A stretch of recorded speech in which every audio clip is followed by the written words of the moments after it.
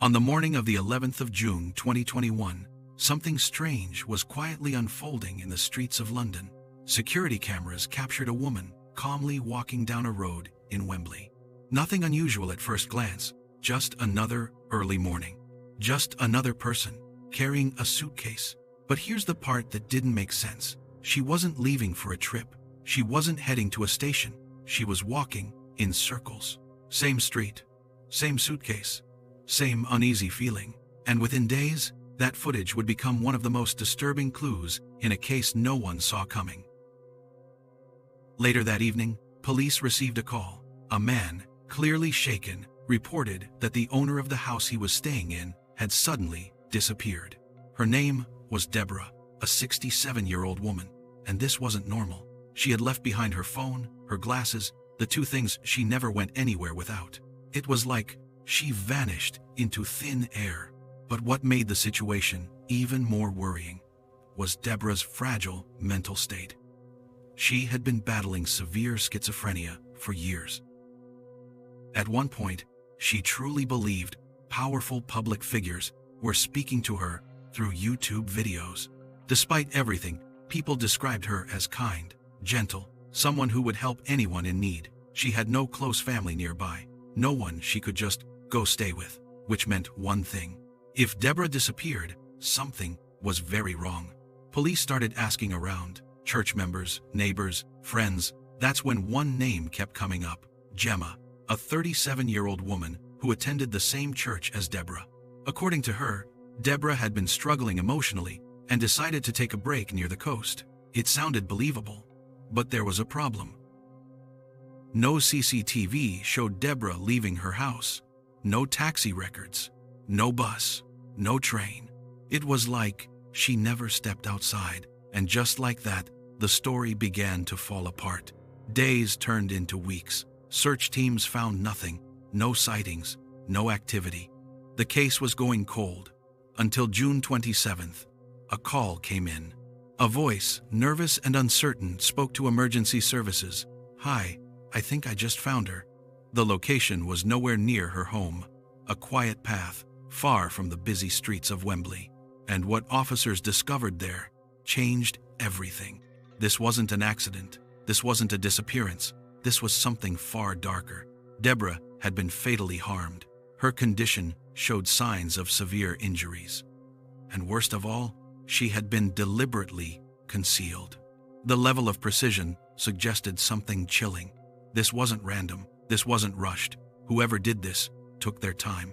The investigation instantly shifted from missing person to full inquiry. But there was one question no one could answer. Why? Deborah wasn't wealthy in a flashy way. She wasn't involved in crime. She had no known enemies, so who would want her gone? That's when investigators went back to the footage. And this time, they looked closer. That same woman from the morning, the one with the suitcase, it was Gemma. But what they noticed next sent chills through the entire investigation. Hours after arriving at Deborah's house, Gemma was seen again, this time with 2 suitcases. And she wasn't walking normally anymore. She was struggling, dragging them, as if they were much heavier than before. At that moment, everything changed. Gemma was no longer just a friend. She became the prime target. But the deeper investigators dug, the darker the truth became. Because this wasn't just a crime of impulse. This was something planned, calculated, and incredibly disturbing. But what they discovered inside her home would reveal a motive no one expected. And it would turn this case from tragic to absolutely terrifying. When investigators finally searched Gemma's home, they weren't expecting what they were about to find. At first, everything looked normal, too normal. But then, small details started to stand out. Cleaning supplies, recently used. Unusual stains, partially wiped. And a smell that didn't belong. That's when the truth began to surface. Gemma wasn't just a friend of Deborah. She was someone Deborah trusted. Someone she tried to help during one of the worst moments of her life. You see, Gemma and her mother were struggling financially. Their home worth millions was falling apart. A contractor had taken a massive payment and disappeared. leaving them with nothing. That's when Deborah stepped in. Out of kindness, she offered to help cover the cost. A life-changing amount of money. But then, something happened. Deborah got treatment. Her mental condition improved, and with clarity came a decision. She changed her mind. Days before she disappeared, Deborah sent a message to Gemma. A message that would later become critical evidence. She told her not to come over anymore, not to contact her, not until the house situation was resolved. To Deborah, it was a boundary. To Gemma, it was everything falling apart. And that's where the plan began. On the morning of June 11th, Gemma showed up at Deborah's house. But she wasn't there to talk. She was there to make sure Deborah never changed her mind again. What happened inside that house was as calculated as it was extreme. After the incident, Gemma didn't panic. She didn't run. She stayed. She cleaned. And then she did something unthinkable. She placed Deborah's presence inside a suitcase. That explains the footage. The first trip light, the second heavy.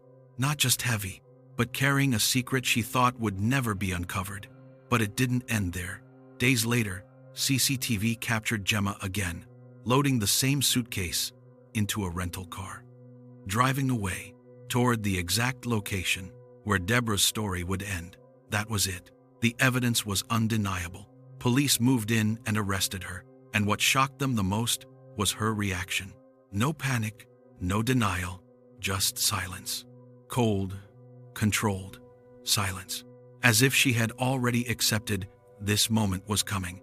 But the final piece of the puzzle was waiting inside her home. A document, a will, forged, carefully written to make it look real. It named Gemma and her mother as the sole beneficiaries of Deborah's entire estate. Everything would have gone to them if no one had looked closer. And just like that, the motive became clear. This wasn't anger. This wasn't revenge. This was greed. Calculated, patient, and horrifying greed. In court, the evidence spoke louder than anything else. The footage, the messages, the forged will. There was no escaping it. Gemma was sentenced to life in prison, a minimum of decades behind bars. But even that could never undo what was done. And just when you think a story like this couldn't get any darker, another one begins. On the 7th of July, 2021, a 23-year-old man walked into a sheriff's office. Calm, composed, reporting his parents missing. He said they went on a trip, said they texted him, said everything was fine. But something about his story felt off, too clean, too rehearsed. As investigators started digging, small cracks began to show. The trip never happened. The texts didn't add up. And inside the house, there were signs. Subtle, but impossible to ignore. Something had happened there. Something sudden. But the most disturbing part? The person standing in front of them, the one asking for help, might not have been a subject at all. He might have been the reason his parents were gone. And what investigators would uncover next was far more disturbing than anyone could have imagined. If you want to see what really happened next, make sure you stay with Fear After Midnight. Because some stories don't just end in darkness. They begin there.